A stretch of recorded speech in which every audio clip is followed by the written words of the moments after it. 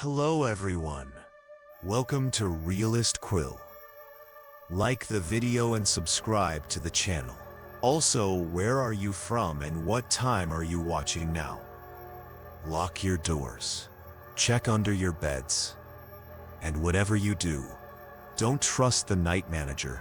I never considered myself superstitious. As a solo female traveler who had backpacked across 3 continents, I'd stayed in enough dodgy accommodations to know that bumps in the night were usually just fellow travelers returning from a late pub crawl. But what happened at the Wanderlust hostel in Budapest changed everything I believed about the world and what might exist beyond it. It was my 3rd night in Budapest, and I'd moved from a boutique hostel in the city center to this cheaper option in district. My budget was running low, and with 4 more countries to visit, I needed to economize. The Wanderlust had decent reviews online. Not stellar, but acceptable, with most complaints focused on the dated facilities rather than anything concerning. The building itself was magnificent, a converted 19th century apartment block with high ceilings, ornate moldings, and a grand staircase that had clearly seen better days. The front desk was staffed by a young Hungarian man named Miklos, who barely looked up from his phone as I checked in. "Room 27, 3rd floor," he said, sliding a key across the counter. "Locker key is separate, 500 for int deposit."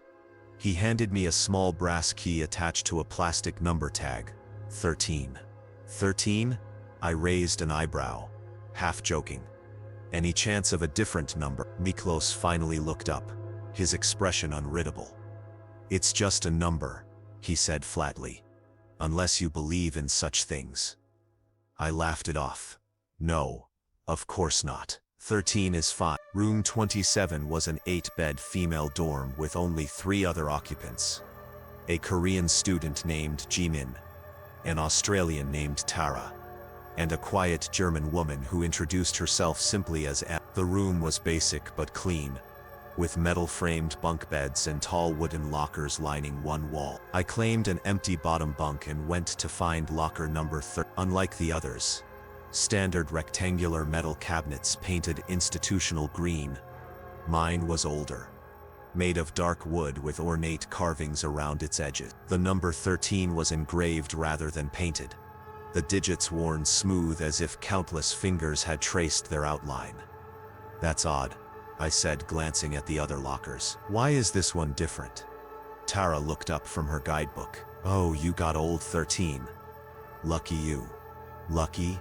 Why's that?" Jimin and Tara exchanged glances. "It's silly," Jimin said, "but there's this story about that locker. Some people claim they put something inside, lock it, and the next day there's something else there instead. Something they needed." "Like what?" I asked, examining the locker more closely. "One guy said he locked up his camera, and the next morning he found an extra memory card, which was weird because he'd filled his last one the day before," Tara explained. "Another girl claimed she put in a nearly empty bottle of prescription medicine and found it full again the next day." "Urban legends," M spoke suddenly from her corner bed, not looking up from her book. "Stories hostels circulate to seem interesting. Every hostel has one. Have you used this locker?" I asked her. She finally looked up, her pale eyes holding mine for an uncomfortably long moment. "No," she said simply, returning to her book. I shrugged and opened the locker. The interior was surprisingly deep, deeper than the exterior dimensions would suggest, and smelled of old wood and something else, a faint medicinal scent, like camphor or eucalyptus. I placed my passport, extra cash, and camera inside, locked it, and pocketed the key. That night, I dreamed of the locker. In my dream, I could hear scratching from inside it, as if someone or something was trying to get out. The sound grew louder until I woke with a start at 3:17 a.m., the red digits of the room's digital clock burning in the darkness. The room was quiet except for the soft breathing of my roommates. No scratching, no unusual sound. But as I lay there trying to fall back asleep, I could have sworn I heard a faint clicking sound coming from the direction of the lockers. like a lock turning.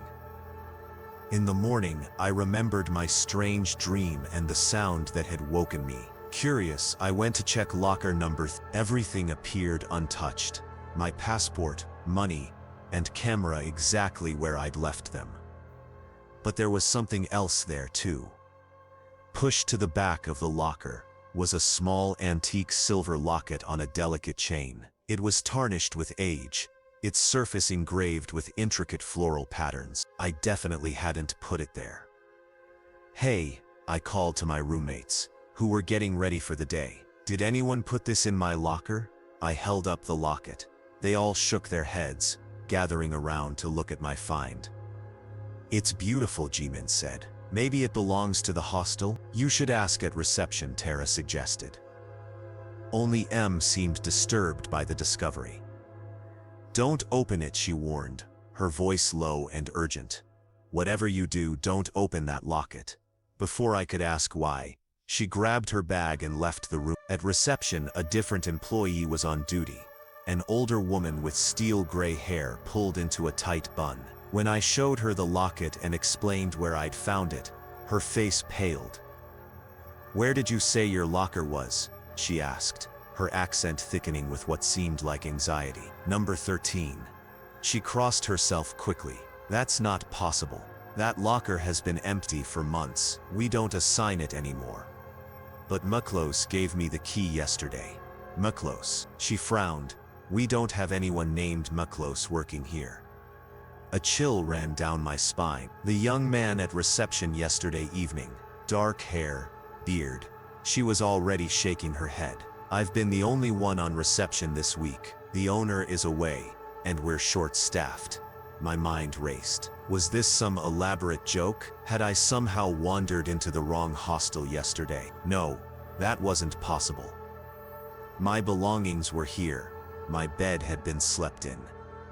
"Listen," the woman said, lowering her voice.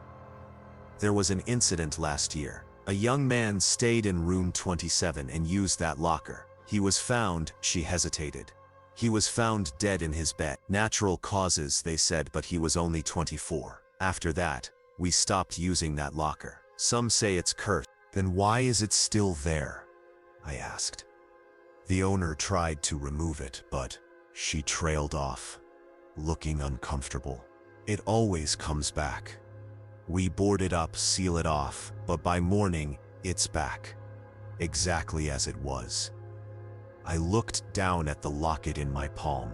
And this, it belonged to a girl who stayed here in the 1970s.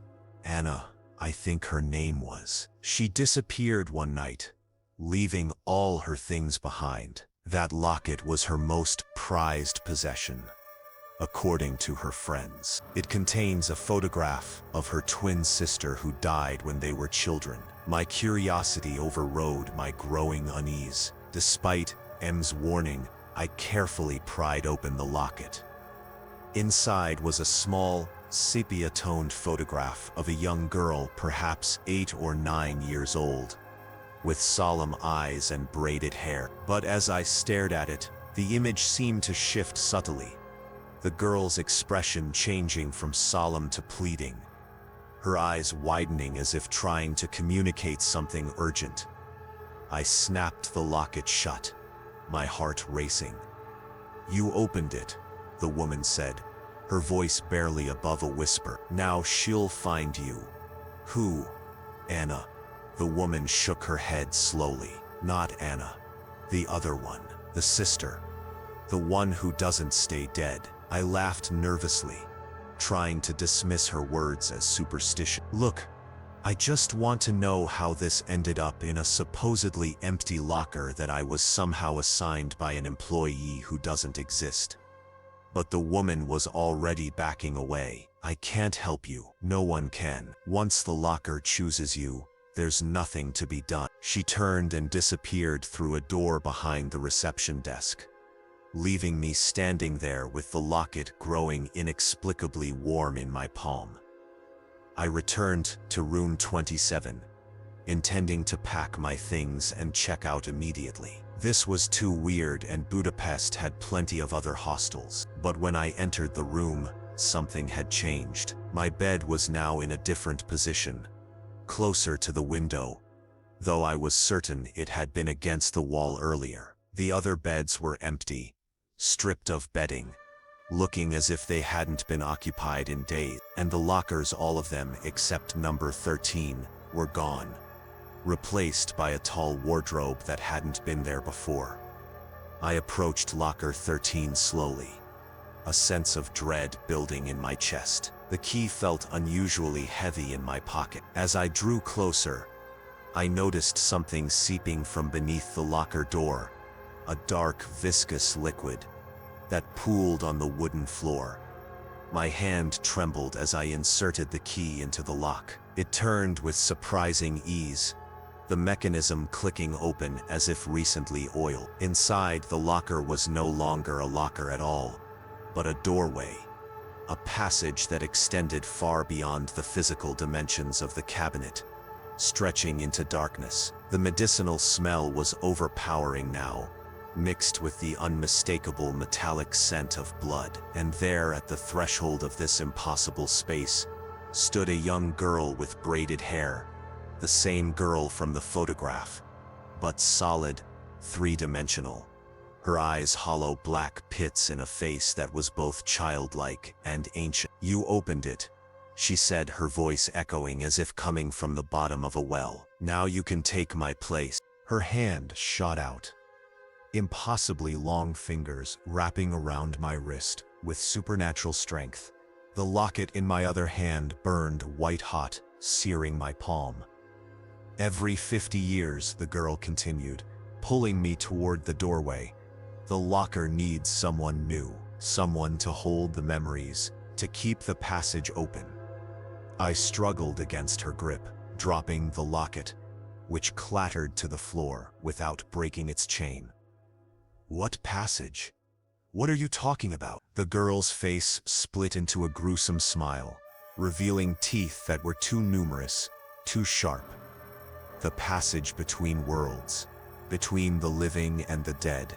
Every hostel has one, a thin place where the veil can be pierced.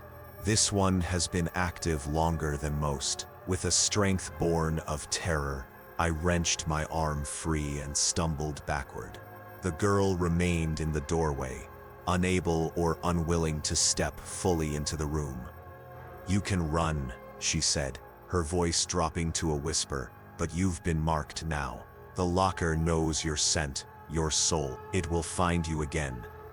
I grabbed my backpack, not bothering with anything else in the locker, and fled the room. As I raced down the grand staircase, I noticed for the first time that the building looked abandoned. Dust sheets covering furniture in the common areas, cobwebs in corners, a thick layer of dust on every surface. At the reception desk sat Miklos, or the entity calling itself Miklos, his features slightly blurred, as if viewed through warped glass.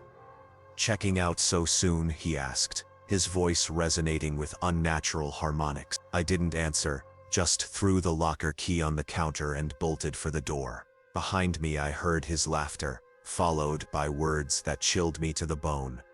"The key doesn't matter. You'll always be connected to locker 13 now.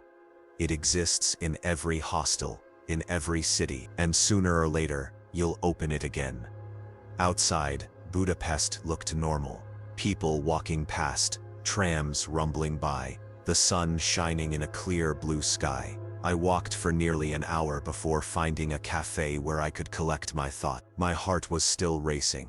My palm still bore the burn mark from the locket, a perfect imprint of the number 13. I never returned to the Wanderlust hostel. In fact, I cut my European trip short and flew home the next day. But Miklos, or whatever it was, had spoken the truth. In every hostel I've stayed at since then, no matter where in the world, I eventually find it, locker number 13, always empty, always waiting, its key somehow finding its way into my possession.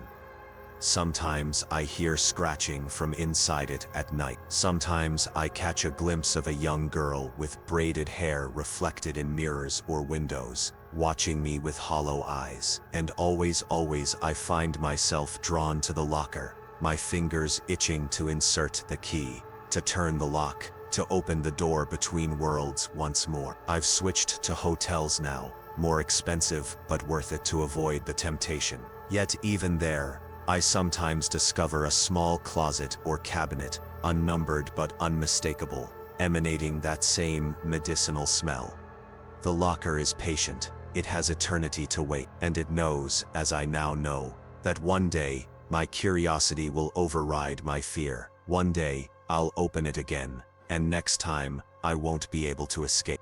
The Lighthouse Hostel in Wellington, New Zealand, had everything a budget traveler could want. A central location, clean facilities, free breakfast, and most importantly for someone flying solo around the world. A social atmosphere designed to help travelers connect. That's what drew me there, at least according to my journal. I say according to my journal, because my actual memories of checking into the lighthouse are fragmented at best, non-existent at worst. This isn't unusual for me. I've dealt with dissociative episodes since childhood. Blank spots in my memory that my therapist attributes to early trauma. Keeping a detailed journal helps me track my movements during these episodes, creating continuity in a life that sometimes feels like a series of disconnected scenes. So when I found myself sitting on a bottom bunk in room 303 of the Lighthouse Hostel with no recollection of how I'd gotten there, I didn't immediately panic. I simply reached for the leather-bound journal I always carry, and flipped to the most recent entry, April 17, 2019. Arrived Wellington 14:30. Cloudy, light rain. Took Airport Express to city center. Lighthouse Hostel looks exactly like website photos. Friendly check-in with guy named Marcus. 6-bed mixed dorm. Room 303 bunk near window. Plan shower, nap, then join pub crawl tonight. This was my handwriting, my journaling style. Everything seemed in order. I checked my watch, 16:45. I must have had a small dissociative episode after check-in, but not a significant one. Perhaps travel fatigue combined with the 15-hour flight from Los Angeles had triggered it. The room was currently empty. 6 beds, 3 bunks, with sturdy lockers beside each one. A quick check confirmed my backpack was securely stored, my valuables locked away. I had apparently followed my usual arrival routine perfectly. Even during dissociation, I decided to shower, and then perhaps explore the hostel before the evening pub crawl. The shared bathroom down the hall was clean and modern, with individual shower cubicles offering unexpected privacy. As I washed away the grime of travel, I felt the familiar sensation of returning to myself, my mind reconnecting with my body. After dressing, I made my way to the common area on the ground floor. A spacious room with mismatched furniture, a small library of left-behind books, and large windows overlooking the harbor. Several travelers hunched over laptops or chatted in small groups. A chalkboard near the reception desk announced upcoming events, including tonight's pub crawl, scheduled to depart at 2. I settled into an armchair with my journal, intending to fill in details about Wellington and my first impressions of the hostel. But as I read through my entry again, something struck me as odd. I had no memory of meeting anyone named Marcus. This in itself wasn't unusual given my condition, but I did have an excellent memory for names, even during episode. Curious, I approached the reception desk, where a young woman with dreadlocks and multiple piercings was scrolling through her phone. "Excuse me," I said. "Is Marcus working today?" She looked up, confusion crossing her face. "Marcus? We don't have anyone named Marcus working here. I thought I checked in with him earlier today." "No, that's not possible. It's just me and Jen on reception this week, and Jen's on her day off." "My mistake," I said, trying to mask my unease. "I must have misunderstood." Back in the common area, I reopened my journal, examining the entry more carefully. The handwriting was unmistakably mine. But had I fabricated this Marcus person? Could my dissociation be worsening, creating false memories rather than just gaps? I decided to focus on the present. The pub crawl would be a good opportunity to meet fellow travelers and get oriented in Wellington. I spent the rest of the afternoon reading and making casual conversation with others in the common room, carefully noting these interactions in my journal to preserve them against any future episode. At dinner time, I joined several hostel guests in the communal kitchen, preparing a simple meal from supplies purchased at a nearby convenience store. The kitchen bustled with activity. Travelers from around the world chopping, stirring, and swapping stories. I chatted with an English gap year student named Olivia, and an older Canadian man, Patrick, who was cycling across New Zealand. Around 1930, people began gathering for the pub crawl. Our guide was a local Kiwi named Dave, a bearded man in his 30s with an encyclopedic knowledge of Wellington's bars. As our group of 12 followed him into the rainy evening, I felt a surge of normality. This was why I traveled, to experience new places and connect with people from different backgrounds. The pub crawl hit 5 different venues, each with its own character and clientele. By the third bar, our group had bonded in that unique way that only shared drinks and travel stories can facilitate. I was careful not to overindulge, knowing alcohol could trigger my dissociative states, but I allowed myself enough to feel pleasantly relaxed. It was at the 4th bar that things began to take a strange turn. I was mid-conversation with Olivia when she suddenly looked at me with confusion. "Wait, I thought you said you were in room 312. "No," I corrected her. 303. "That's weird," she frowned. "I could have sworn you said 312 earlier." I brushed it off. She'd had several drinks by this point, but the comment lingered in my mind. When I returned to the hostel just after midnight, I double-checked my room number before climbing the stairs. Room 303, just as I'd written in my journal. The room was dark when I entered, my 5 roommates apparently already asleep. Using my phone's flashlight on its dimmest setting, I navigated to my bunk, the bottom one nearest the window. Except someone was already in it. A slender figure curled beneath the blankets, only a tuft of dark hair visible. Confused, I checked the other beds, all occupied. Had I somehow misremembered which bed was mine? I tried to recall if I'd actually selected a bed earlier, or if I'd just assumed this one was mine, because it was mentioned in my journal.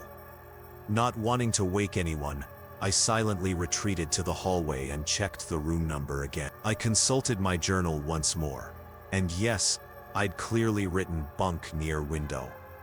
Reception would be closed at this hour, so I couldn't ask for clarification. After a moment's hesitation, I decided to try the common room sofa for the night, and sort things out in the morning. The common room was dark and empty. I stretched out on a worn leather couch, using my jacket as a blanket, and despite the uncomfortable arrangement, exhaustion quickly pulled me into sleep. I dreamed of corridors that shifted and twisted, room numbers that rearranged themselves, and voices whispering from behind closed doors. Rotation time. Rotation time. Who's next in the cycle? When I woke, sunlight was streaming through the windows, and the clattering of dishes from the kitchen suggested breakfast was being served. My watch showed. I sat up, disoriented and stiff from the uncomfortable sleeping arrangement, and reached for my journal to record this unusual development.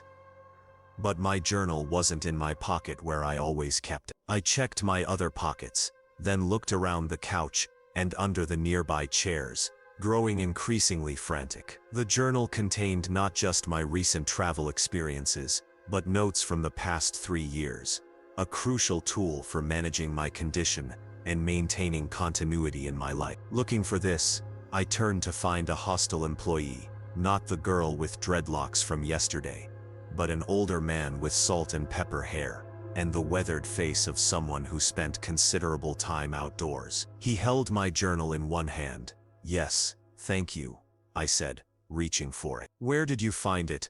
"In room 312, he replied, not releasing the journal immediately. "Your room? You left it on your bed. There must be some mistake." "I'm in room 303.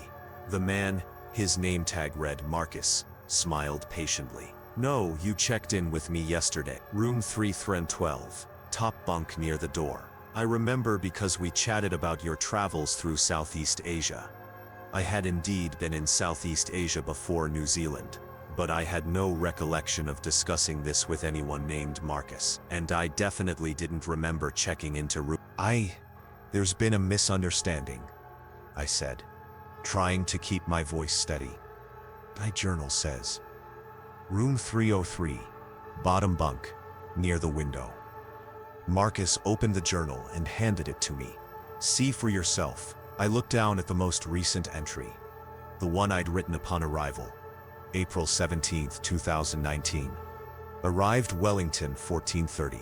Cloudy, light rain. Took Airport Express to city center. Lighthouse Hostel looks exactly like website photos.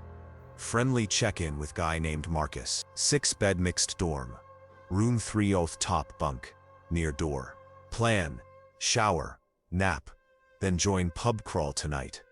The words swam before my eyes. This was impossible. I clearly remembered writing room 303, bunk, near window. Was I having some kind of breakdown? Were my dissociative episodes worsening to the point of psychosis? You seem confused, Marcus said. His voice gentle but with an undertone I couldn't quite identify. It happens sometimes with travelers. Jet lag, new environments, the disorientation of constant movement. The mind plays tricks. No, I insisted. Something's wrong. I specifically remember writing down room 303. Marcus's expression remained sympathetic. Why don't you go to room 30 and collect your things? Then come down for breakfast. Food will help. Reluctantly, I made my way upstairs past the 3rd floor where I thought I'd been staying, up to the 4th where room 30 was located at the end of a dimly lit corridor. The door was slightly ajar. I pushed it open to find a 6-bed dorm identical in layout to what I remembered from room 303, but with different personal items scattered about, suggesting different occupants. And there, on the top bunk, near the door, was my backpack, exactly where I would never have put it. I always chose bottom bunks, preferably near windows, a habit born from a minor fear of heights, and a major case of claustrophobia. I checked my locker. My combination lock was secured to it, and inside were my valuables, neatly organized as I typically kept them. Everything suggested this was indeed my assigned bed and locker. Had I misremembered? Had my dissociation created a false memory of a different room? I sat on the edge of the bunk, trying to breathe through the panic rising in my chest. This was more than a simple memory gap. This was reality itself seeming to shift around me. After collecting myself, I went downstairs for breakfast, hoping normalcy would restore my equilibrium. In the dining area, I spotted Olivia from the pub crawl and joined her table. Sleep well? Not really, I admitted. There was a mix-up with my room assignment. She tilted her head. Mix-up? I thought I was in room 303, but apparently I'm in 3. Something flickered across her face, confusion, or perhaps concern. That's odd. I could have sworn you said 303 last night too. A chill ran through me, so I wasn't imagining it. Well, she said slowly, the lighthouse does have that weird system. What system? She lowered her voice. The room rotation. I heard about it from this Australian guy yesterday. Apparently every 3 days they move people around to different rooms. Something about energetic harmonization or some new age concept. The guy said it's an experiment the owner is conducting for his psychology thesis. This explained nothing and everything simultaneously. But they don't tell you they're doing this? Olivia shrugged. From what I gathered, it's supposed to be part of the experiment, seeing how travelers adapt to unexpected changes. It's mentioned in the fine print when you book, apparently. I had no recollection of reading about any such policy. But then again, I often booked hostels quickly and without scrutinizing the terms and conditions. So they physically move your belongings to another room? I asked, still struggling to comprehend this bizarre practice. I guess so. The Australian guy said they do it overnight, while everyone's out or asleep. Very efficient, supposedly. That's extremely invasive. And what about the room keys? It's all key cards here, she pointed out. They probably just reprogram them. But I didn't have a key card. I distinctly remembered receiving an actual metal key from someone. At this point, I wasn't even sure who had checked me in. After breakfast, I approached reception, where the girl with dreadlocks was back on duty. "Excuse me," I began. "I'm a bit confused about the room rotation policy. Could you explain how it works?" She stared at me blankly. "Room rotation? We don't have any room rotation policy. But I was moved from room 303 to room 312 overnight." She checked something on her computer. "According to our system, you've been in room 312 since check-in yesterday. There's no record of you ever being assigned to 303. Can you tell me who checked me in?" More typing. "Looks like Marcus handled your check-in. And he's the older gentleman with gray hair, working this morning?" Her brow furrowed. "No, Marcus is about my age, early 20s. Blonde hair, sleeve tattoo. He's not on shift today." I felt like I was losing my mind. "Can I speak to the manager, please?" "Sure, that's Jen. She'll be in at noon." I spent the morning in a state of nervous anticipation, alternating between checking and rechecking my journal, which still said room 312, despite my vivid memory of writing 303, and exploring the hostel more thoroughly, looking for any clues to explain what was happening. The lighthouse was larger than I initially realized, with 5 floors of accommodations and numerous nooks and crannies. The building itself was old, a converted warehouse with exposed brick walls and industrial fixtures, softened by colorful artwork and plants. Despite its charming appearance, something about it felt off, as if the proportions were subtly wrong or the angles didn't quite match up. At precisely noon, I returned to reception where a professional-looking woman in her 40s had taken over. "You must be Jen. I'm staying in room 312, or possibly 303. That's actually what I need to clarify." Jen smiled warmly. You must be confused by the room numbering system. It's a bit unconventional." Finally, someone acknowledging the strange. "Here at the lighthouse," she continued, "we use a dynamic room designation protocol. The room numbers change every 3rd day based on an algorithm that maximizes energetic flow throughout the building. So the physical room stays the same, but the number changes." I asked, trying to make sense of this bizarre system. "Exactly. The room you're in was 303 yesterday, and is 312 today. Tomorrow it might be 327, or 301. It depends on the day's energy readings. That's highly unusual. Why would a hostel do this?"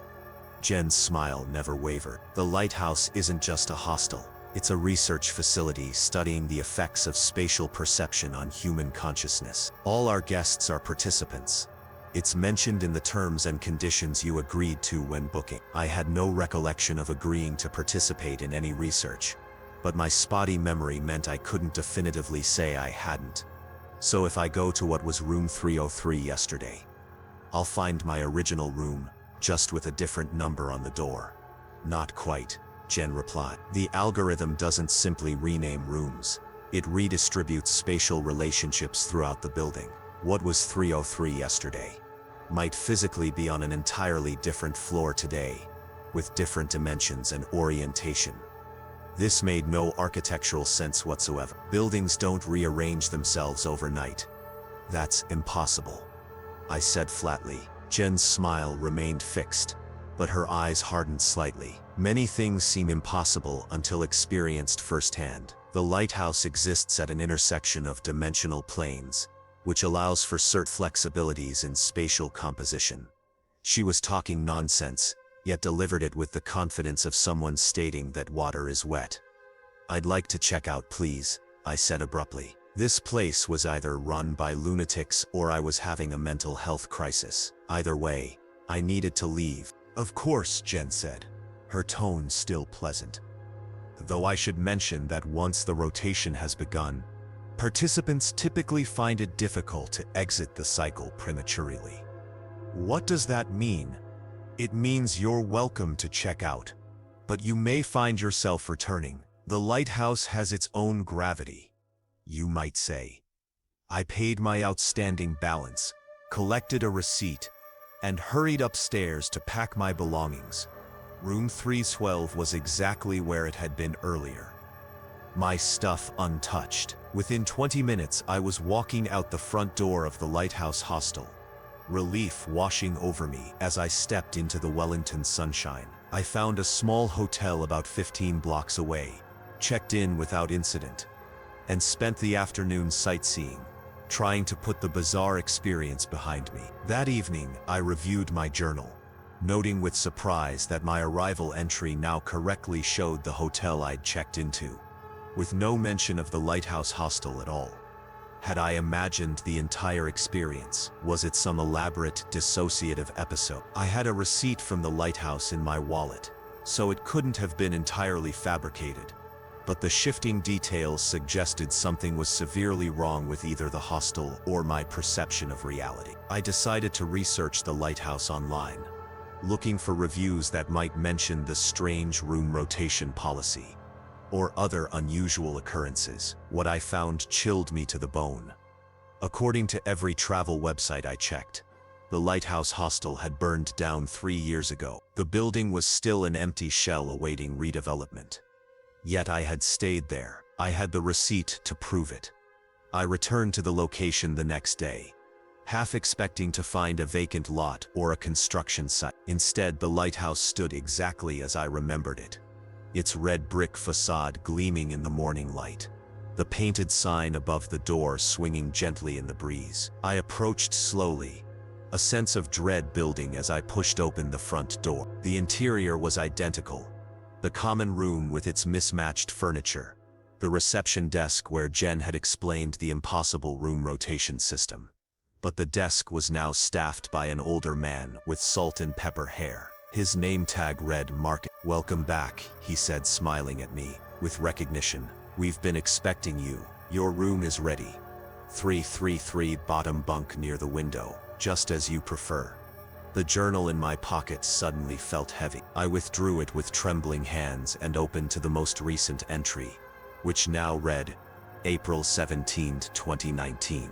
Arrived Wellington 14:30. Cloudy, light rain. Took Airport Express to city center. Lighthouse Hostel looks exactly like website photos. Friendly check-in with guy named Marcus. 6-bed mixed dorm. Room 33 bunk near window. Plan shower, nap. Then join pub crawl tonight. How is this possible? I whispered, more to myself than to Marcus. The rotation isn't just rooms, he explained gently. It's time, space, perception, memory. Once you're in the cycle, you're always in the cycle. Some participants stay for days, others for years. Participants in what? Marcus gestured around the hostel. In this, the greatest experiment in human consciousness ever conducted. I backed toward the door, my breath coming in short gasps. I checked out. I left. Did you? His smile never wavered. Check your bag. Reluctantly, I opened my backpack. Sitting atop my clothes was a room key with a plastic tag labeled "No one truly checks out of the lighthouse," Marcus explained. They just move to different rooms in the rotation. Different versions of the same experience. Shifted 3 degrees from normal reality. I ran, out the door, down the street, not stopping until I reached the hotel where I thought I'd spent the night. But the building at that address wasn't a hotel at all. It was an office complex that, according to the cornerstone, had been there since night. That was 5 rotations ago. I've lost track of how many have occurred since then. Dozens, maybe hundreds. Each time I check into the Lighthouse Hostel, each time I discover the room number in my journal has changed. Each time I try to leave only to find myself drawn back into the cycle. I've met others like me, trapped in the rotation. Some aware, others blissfully oblivious, living the same 3 days over and over with slight variations. Olivia, from England. Patrick, from Canada, the Australian who first mentioned the room rotation system. We cross paths in different iterations, sometimes remembering each other, sometimes meeting for what feels like the first time. The only constant is the lighthouse itself, a building that exists in multiple times and places simultaneously, collecting travelers like specimens in a cosmic experiment. I'm writing this account in my journal during what I believe is my 97th rotation. If you're reading this, one of 2 things has happened.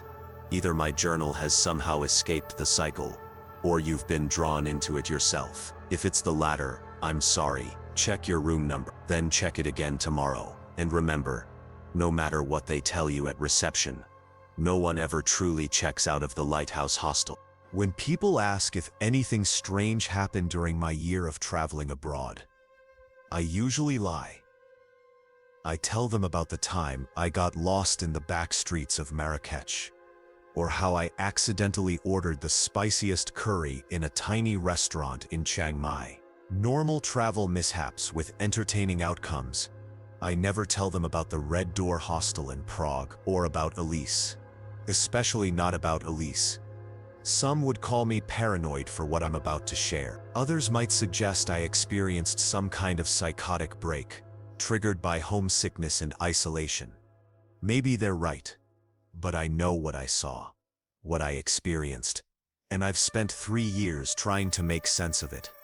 It started innocently enough. I was 22, taking a gap year between undergrad and grad school, backpacking through Europe on a tight budget. By the time I reached Prague in late October, I'd been traveling for 4 months and had stayed in dozens of hostels across 8 countries. I thought I'd seen it all. The good, the bad, the bedbug infested. The Red Door hostel seemed perfectly ordinary when I booked it online. 3 nights in a 4-bed female dorm for about €15 per night. Recent renovations, decent location just outside the tourist center. The reviews mentioned friendly staff and clean facilities, though several noted the unique atmosphere without elaborating. I arrived in Prague on a Tuesday afternoon, the sky already darkening, though it was barely. The city felt different from others I'd visited. Older somehow, with Gothic spires scratching at the low clouds, and narrow cobblestone streets that seemed designed to make visitors lose their way. The hostel was located in a 6-story building on a quiet side street. True to its name, a large red door marked the entrance, though the paint was chipped and faded, revealing layers of previous colors beneath. A small brass plaque beside the door confirmed I was in the right place. The Red Door hostel. The interior was surprisingly modern compared to the ancient exterior. Bright lighting, minimalist furniture, a small reception desk where a young woman with striking pale blue eyes greeted me in perfect English. "Welcome to the Red Door. I'm Martina," she said, taking my passport. "You're in room 17, 4th floor. The elevator is unfortunately out of service this week." I didn't mind the stairs. After months of travel, my legs were used to far worse. "Is the hostel full?" I asked, making conversation as she processed my check-in. "Almost," Martina replied without looking up. "Just 1 vacancy left after you. Must be the off-season," I remarked. Prague seemed bustling with tourists despite the autumn chill. Martina's smile didn't reach her eyes. "We maintain certain occupancy requirements regardless of season. Here's your key. Breakfast is included, served from 7 to 10. The common room on the 2nd floor has free tea and coffee all day." She handed me a heavy brass key attached to a red leather tag stamped with the number. Old-fashioned for a hostel. Most places used electronic key cards or at least lighter modern keys. But it added to the building's historical charm. Room 17 was at the end of a long hallway with wooden floors that creaked underneath the worn runner carpet. The room itself was simple but comfortable. 2 bunk beds, each with privacy curtains, 4 lockers along one wall, and a window overlooking a small courtyard below. One lower bunk showed signs of occupancy. A book on the pillow, a phone charger plugged into the nearby outlet. The other beds were pristine. I chose the unclaimed lower bunk, stowed my valuables in a locker, and headed to the shared bathroom to shower away the grime of travel. When I returned to the room, a girl was sitting on the occupied lower bunk, reading the book I'd noticed earlier. "Hi," I said, toweling my hair dry. "I'm Kate." She looked up, revealing a heart-shaped face framed by short blonde hair. "Elise," she replied, with a slight French accent. "Just arrived? About an hour ago. Have you been in Prague long?" 3 days. This is actually my last night." Elise placed a bookmark in her novel and set it aside. "I'm heading to Vienna tomorrow." We fell into easy conversation, the kind that happens naturally between solo travelers. Elise was from Lyon, also 22, also taking time off before continuing her education. She'd been traveling for nearly 6 months, working remotely as a translator to fund her journey. Any recommendations for Prague? I asked. Avoid the astronomical clock viewing, complete tourist trap. The castle is worth visiting, but go early, and there's a small cafe 2 streets over that makes the best hot chocolate in Europe. As we chatted, I felt an immediate connection with Elise. Perhaps it was our similar situations, or maybe just the relief of meeting another solo female traveler who spoke fluent English. By the time 2 more girls arrived, Lisa from Germany and May from Taiwan, Elise and I had already made plans to have dinner together. The 4 of us walked to the nearby restaurant Elise recommended, a cozy cellar pub serving traditional Czech cuisine over plates of goulash and dumplings. We exchanged travel stories and recommendations. Elise was charming and witty, drawing laughs from all of us with her account of getting locked in a museum bathroom in Amsterdam.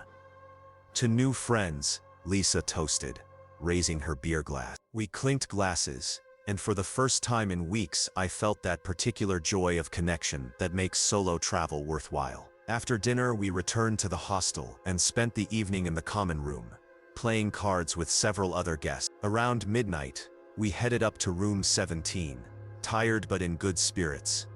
As I settled into my bunk, I noticed Elise hadn't started packing for her departure the next day. "What time is your train tomorrow?" I asked, wondering if she was one of those enviable travelers who could pack efficiently in minutes. "Early," she replied vaguely. "I probably won't see you before I leave." "That's too bad. I was hoping we might exchange contact info." Elise hesitated, then smiled. "Write your email in my book, the one on my bed. I'll check it in the morning." I scribbled my email address on the blank page at the back of her novel, a French translation of The Unbearable Lightness of Being, appropriately set in Prague, and returned it to her bunk. "Safe travels," I whispered. But Elise had already turned to face the wall, her breathing slow and regular as if already asleep. I woke the next morning to find Elise's bunk empty, her belongings gone. She'd left without a sound, which was impressive given the creaky floor. I felt a twinge of disappointment at not being able to say goodbye, but such was the nature of hostel friendships, intense and fleeting. After breakfast, I spent the day exploring Prague Castle and wandering through the lesser quarter as Elise had recommended. When I returned to the hostel in the late afternoon, a new guest had taken Elise's bed, a tall, angular woman who introduced herself as Sophia from Sweden. "When did you check in?" I asked, making small talk as I changed out of my walking shoes. "Just an hour ago," Sophia replied. "Last vacancy in the hostel apparently. Lucky timing. I remembered Martina's words at check-in. Just one vacancy left after you." Now the hostel was full. That evening, I joined Lisa and May for another dinner out, this time at a modern Czech fusion restaurant. As we waited for our food, the conversation turned to previous hostels we'd stayed in. "The red door is nice," Lisa commented, "but there's something off about it, don't you think?" May nodded. "It feels, I don't know how to say it in English, like it's waiting for something." "That's just the building being old," I suggested. "All those creaky floors and weird angles." "No, it's more than that," Lisa insisted. "Haven't you noticed how the staff always know exactly how many vacancies they have, and how quickly empty beds get filled?" "That's just good management," I said, though I'd had the same thought earlier. "And the other guests," May added. "They're too perfect, like they were selected based on some criteria." Lisa leaned forward. "I overheard Martina talking to that guy with the dreadlocks who works the night shift. She said, the replacement arrives tomorrow." I thought maybe they meant a replacement staff member. But now I'm wondering, "You think they were talking about a guest?" I asked, skepticism creeping into my voice. "Maybe. Did you notice anything strange about your French roommate who left this morning?" Lisa asked. "Elise? No, she seemed perfectly normal. We had a great time at dinner last night." The conversation moved on to other topics, but Lisa's words lingered in my mind. The replacement. It was probably nothing, just staff discussing a personnel change. But combined with May's comment about the hostel waiting for something, it left me with a vague unease I couldn't shake. That night, I dreamed of Elise. In the dream, she was standing by the window in room 17, backlit by moonlight that made her blonde hair glow silver. She was speaking urgently, but I couldn't hear her words. When I moved closer, I realized she wasn't speaking at all. Her mouth was moving, but the space where her voice should have been was filled with static, like an untuned radio. I woke with a start, my heart racing. The room was dark, except for the dim glow of Sophia's phone screen, as she scrolled through something, sitting upright in her bunk. The clock on my phone showed 3:17 a.m. "Can't sleep?" I whispered. Sophia startled slightly. "Just checking emails," she replied, though she quickly shut off her phone. "Sorry if the light woke you." "It didn't. Bad dream." She made a sympathetic noise and lay back down. Within minutes, her breathing deepened into sleep, while I stared at the underside of the top bunk, trying to shake off the lingering unease from my dream.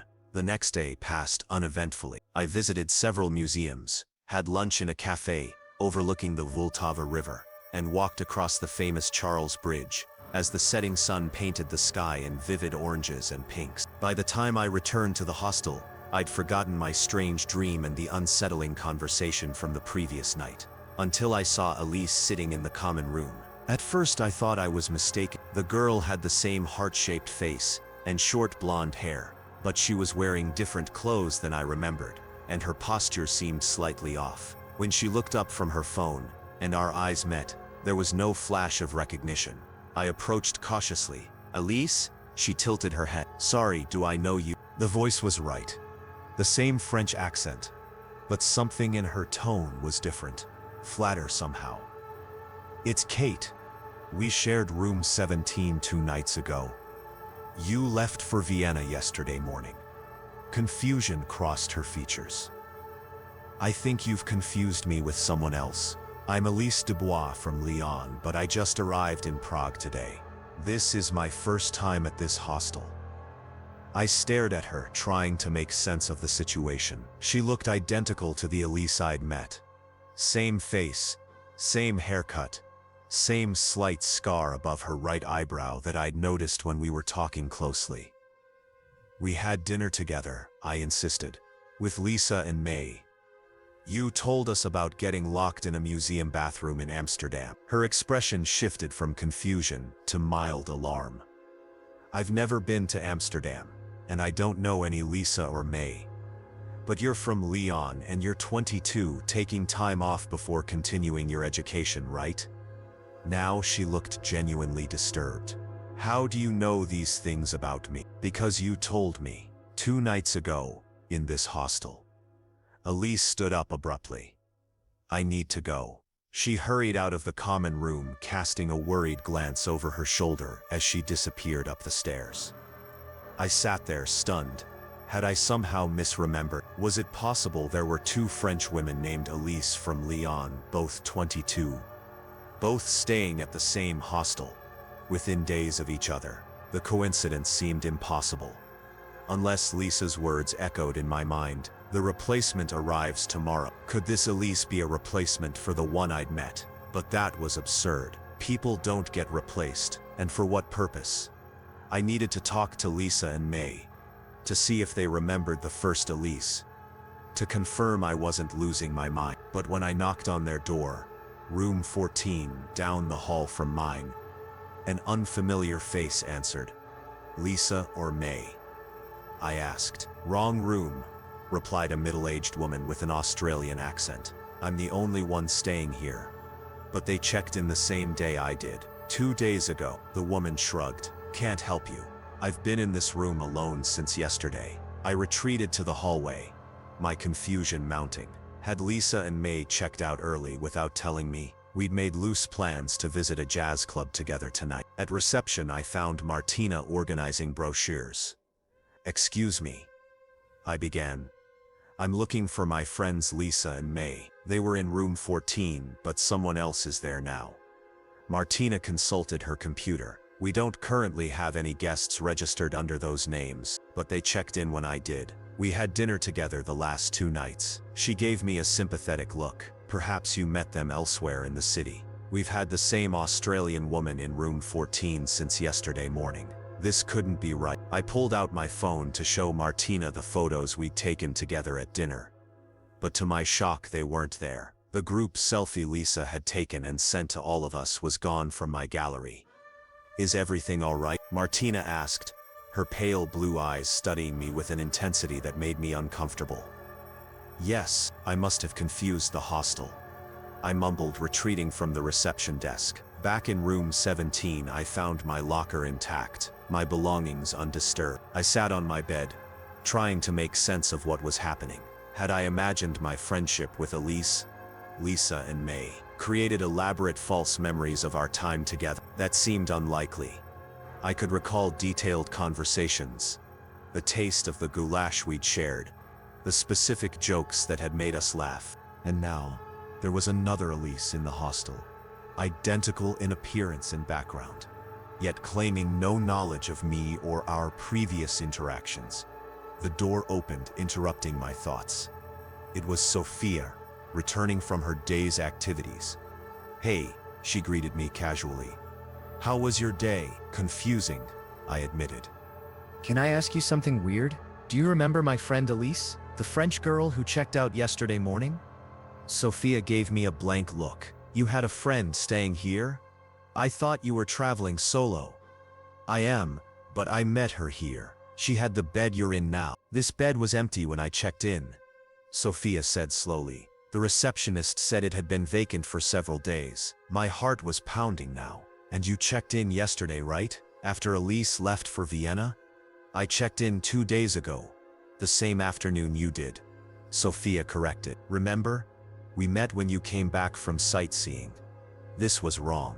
I distinctly remembered meeting Elise my first night, spending time with her, then returning the next day to find Sophia in her place. But Sophia was claiming we'd arrived the same day. "Are you feeling okay?" Sophia asked, genuine concern in her voice. "You look pale." "I'm fine," I lied. "Just tired. I think I'll rest before dinner." I lay on my bed, mind racing. Something was very wrong at the Red Door hostel. Either my memories were false, indicating a serious mental health issue, or something impossible was happening. People disappearing not just physically, but from everyone's memories except mine. A duplicate Elise appearing with no knowledge of our previous meeting. The replacement arrives tomorrow. I needed to find the new Elise to talk to her again. Perhaps there was a simple explanation. An identical twin, an elaborate prank. Anything would be more plausible than what I was beginning to suspect. I found her in the hostel's small kitchen, preparing a cup of tea. She tensed visibly when she saw me enter. "Please don't be afraid," I said quickly. "I think there's been a misunderstanding. You knew things about me that you shouldn't know," she replied, clutching her mug like a shield. "It's creepy. I know it sounds crazy, but I really did meet someone exactly like you 2 days ago. Same name, same hometown, same appearance. She even had the same small scar above her right eyebrow." Elise's hand flew to the scar, a thin white line about a centimeter long. "I got it falling off a bike when I was 12. You told me the same story." I took a deep breath. "Look, do you have a book with you? A French translation of The Unbearable Lightness of Being?" Her eyes widened. "How did you know that?" "Check the back page. See if my email address is written there." With visible reluctance, Elise reached into her bag and withdrew the exact same edition of the book I'd seen the first Elise reading. She flipped to the back, her face paling as she looked at the page. "This is impossible," she whispered. "I've never seen this before." She turned the book around to show me the page where, in my handwriting, was my email address. "You see?" I said, a mixture of relief and dread washing over me. "I'm not crazy. Something strange is happening here." Elise sank into a chair. "But I don't understand. I've never met you before. I've never been to this hostel before today. I just arrived from Berlin this morning." The other Elise, if there really are 2 of you, said she was leaving for Vienna. She'd been here 3 days. "I'm not planning to go to Vienna," she said weakly. "After Prague, I'm heading to Budapest." We stared at each other, both struggling to make sense of the impossible situation. "We should leave," I said suddenly. "Both of us. Now. There's something wrong with this place." Elise nodded, her face resolute. "I agree. I'll get my things." We separated briefly, to pack our belongings, agreeing to meet in the lobby in 15 minutes. I hurried to room 17, thankful to find it empty. Sophia must have gone out for the evening. As I was stuffing the last of my clothes into my backpack, the door opened. I expected Sophia, but instead Martina entered, her pale blue eyes colder than I remembered. "Checking out early?" she asked, though something in her tone suggested she already knew the answer. "Yes," I replied, trying to keep my voice steady. "Change of plans. That's unfortunate," Martina said, stepping fully into the room and closing the door behind her. "We have certain occupancy requirements at the red door. Vacancies must be filled. I'll pay for the unused nights," I offered, increasingly uneasy with her presence in my room. "It's not about money," she smiled thinly. "It's about balance, equilibrium. For someone to check out, a replacement must check in." That word again. Replacement. "What are you talking about?" I demanded, though I feared I already knew. The red door has stood for over a century, providing shelter to those who need it. Martina explained, her voice taking on an almost hypnotic cadence. "But the building requires tenants, permanent one. For each physical traveler who stays here, one must remain. An essence, a soul, a consciousness, whatever you prefer to call it." I edged toward the door, but Martina didn't move from her position blocking it. "The girl you knew as Elise left physically, but part of her remained," she continued. "Her memories, her identity, absorbed into the hostel itself. And now a new Elise has arrived, physically identical but without those specific memories. A perfect replacement. That's impossible," I whispered, though the evidence suggested otherwise. "Is it? Haven't you felt it since you arrived? The watchfulness of the building, the way it studies its guests, selecting which ones to keep and which to replace." I remembered May's words, "like it's waiting for something." Lisa and May, I realized aloud. "They've been replaced too?" Martina nodded. "They understood too much, asked too many questions. So they remain with us now while their replacements continue their travels." Horror washed over me. "And now you're planning to keep me too, because I figured it out." "Actually, no." Martina's smile widened. "We need you to leave, to continue on as if nothing happened. That's how the cycle works. The physical form departs, taking with it enough memory to function but not enough to understand. The true consciousness, the essence, remains here. And if I refuse to leave, if I tell people what's happening here, no one would believe you. And besides," her eyes flicked to the door, "your replacement has already arrived." The door opened, and I saw myself standing in the hallway, identical in every visible way, from my hairstyle to the small birthmark on my left wrist. But her eyes were empty, her expression a poor facsimile of my own. "She'll continue your journey," Martina explained. "She'll use your passport, write in your journal, call your parents on schedule. No one will know the difference. And you'll stay here, joining the others who've become part of the red door." My doppelganger stepped into the room, studying me with detached curiosity. "What about Elise?" I asked, my voice barely audible. "The new one? A necessary complication. We needed to bring her in to replace the first Elise, but she arrived early. Your meeting wasn't supposed to happen, but it's been educational to see how you've reacted." My duplicate began unpacking her, my backpack, placing items exactly where I would have put them. "This isn't real," I insisted, backing away until I hit the window. "People can't be duplicated or replaced." "In most places, no," Martina agreed. "But the red door exists at an intersection, a fold in reality, where such transitions are possible. Why do you think travelers are drawn here? The building calls to those it can use, either as vessels or as contributors." I glanced out the window, wondering if I could escape that way. But we were 4 stories up with no fire escape. "Don't worry," Martina said, noting my desperation. "The transition is painless. You'll join the collective consciousness of the hostel. Many find it peaceful, even pleasant." A community of travelers who never truly leave. As she spoke, I felt a strange lethargy spreading through my limbs. The room seemed to pulse gently, the walls breathing in and out. I could hear whispers now, dozens, perhaps hundreds of voices speaking just below the threshold of comprehension. My duplicate approached, reaching out to touch my face. Her fingers were cold, lifeless. "I'll take good care of your life," she promised, her voice an uncanny mimicry of my own.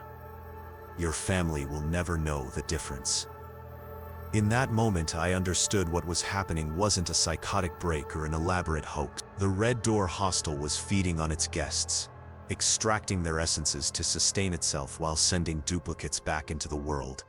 Empty vessels carrying just enough of the original person to pass as human. With the last of my strength, I lunged past Martina and my doppelganger, yanking open the door and stumbling into the hallway. The building itself seemed to resist my movement, the corridor stretching impossibly long, the stairs twisting at unnatural angles. I passed the new Elise on the stairs, her face blank and unrecognizing. Had she already been absorbed? Or was this yet another duplicate? Somehow I reached the lobby, my vision tunneling, my thoughts fragmenting. The red door loomed before me, my only chance at escape. As I grabbed the handle, I felt the building contract around me, trying to hold me in. With a final desperate effort, I wrenched the door open and fell through into the cool Prague night. I don't remember much after that. I woke up 2 days later in a hotel on the opposite side of the city, with no recollection of how I'd gotten there or where I'd been. My passport was intact, my money untouched. According to my journal, I'd visited several Prague landmarks that I had no memory of seeing. When I tried to find the Red Door Hostel again, I couldn't. The street I remembered it being on existed, but where the hostel should have stood was an unremarkable apartment building with no signage or indication it had ever been anything else. Online, the Red Door's website and booking listings had vanished. My confirmation email, which I distinctly remembered receiving, was nowhere in my inbox. I've spent 3 years trying to make sense of what happened in Prague. Occasionally I think I've spotted familiar faces. Lisa shopping in a London department store, May dining at a restaurant in San Francisco, Elise boarding a train in Paris. But they never recognize me. Their eyes slide past without a flicker of acknowledgement, as if I'm invisible. Sometimes late at night I hear whispers, fragments of conversations taking place in a building I can no longer find. And sometimes in reflective surfaces, windows, mirrors, still water, I catch glimpses of someone who looks exactly like me, watching from the other side, her mouth forming words I cannot hear. I wonder if I truly escaped the Red Door Hostel that night, or if the part of me writing this is just another kind of replacement.